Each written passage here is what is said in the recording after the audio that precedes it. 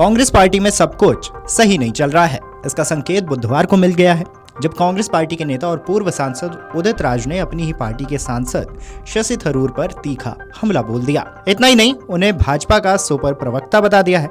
शशि थरूर जी BJP के super प्रवक्ता हैं, जो बीजेपी के लोग नहीं कह पा रहे हैं। मोदी जी की चमचागिरी या मोदी जी का गुणगान जितना वो नहीं कर पा रहे हैं, और बीजेपी के लोग उससे ज़्यादा शशि थरूर कर रहे हैं। शशि थरूर को पता है कि पहले की सरकारों ने क्या किया। पहले की सरकारें ढोल नहीं पीटती थी, तो ये शब्द वापस लेना चाहिए कि पहले ऐसा नहीं हुआ है। पहले सर्जिकल स्ट्राइक होती थी, पता नहीं होता था। ये मोदी जी जैसा नहीं कि करेंगे नहीं और प्रचार करेंगे।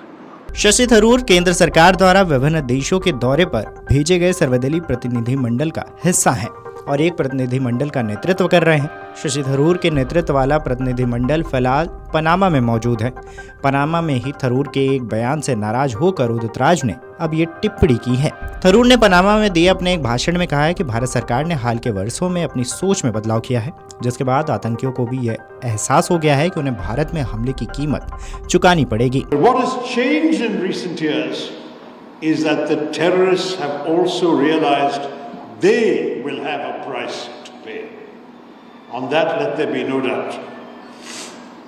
When, for the first time, India breached the line of control between India and Pakistan to conduct a surgical strike on a terror base, a launch pad, the Uri strike in September 2015, that was already something we had not done before. Even during the Kargil war, we had not crossed the line of control.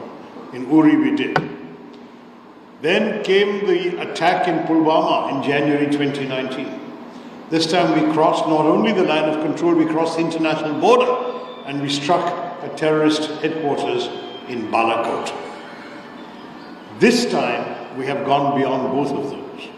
We have not only gone beyond the line of control and the international border, we have struck at the Punjabi heartland of Pakistan by hitting terror bases, training centers, terror headquarters in 9 places in both in both Punjab and Pakistan occupied Kashmir.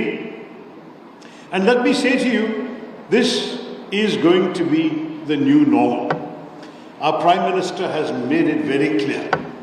Operation Sindoor was necessary because these terrorists came and wiped the Sindoor off the foreheads of 26 women by depriving them of their husbands and their married lives. Tharoor की इस टिप्पणी ने उनकी ही party के नेताओं को नाराज कर दिया है।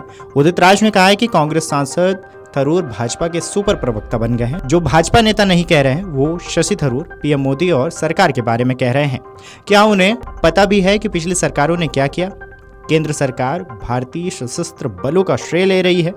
शशि थरूर भाजपा के प्रचार विभाग के प्रवक्ता बने हुए हैं।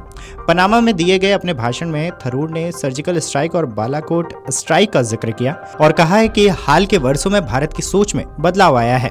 अब आतंकियों को पता है कि उन्हें कीमत चुकानी होगी, इस पर कोई शक नहीं है। पहली बार भारत ने सर्जिकल स्ट्राइक के समय एलओसी पार कर आतंकी ठिकानों पर हमले किए। यहाँ तक कि कारगिल की लड़ाई में भी हमने सीमा पार नहीं की थी। इस बार न सिर्फ हमने सीमा पार की है, बल्कि अंतर्राष्ट्रीय सीमा भी पार की है। हमने पाकिस्तान के मध्य में स्थित पंजाब में 9 आतंकी ठिकानों को निशाना बनाया है। इस पर कांग्रेस नेता उदित राज ने सोशल मीडिया प्लेटफॉर्म पर लिखा कि आप ये कहकर कांग्रेस के स्वर्णिम इतिहास को कैसे कमतर कर सकते हैं कि पीएम मोदी से पहले भारत ने कभी एलओसी पार नहीं की। साल 1965 की लड़ाई में भारतीय सेना लाहौर तक पहुंच गई थी। साल 1971 में कांग्रेस के समय पाकिस्तान को 2 हिस्सों में बांट दिया गया था। साथ ही यूपीए की सरकार के कार्यकाल में कई सर्जिकल स्ट्राइक की गई, लेकिन उनका ढिंढोरा नहीं पीटा गया। आप पार्टी के प्रति इतने बेईमान कैसे हो सकते हैं, जिस पार्टी ने आपको इतना कुछ दिया हो? इस खबर पर आपकी क्या राय है, हमें कॉमेंट करके जरूर बताएं। Video desk amarujala.com।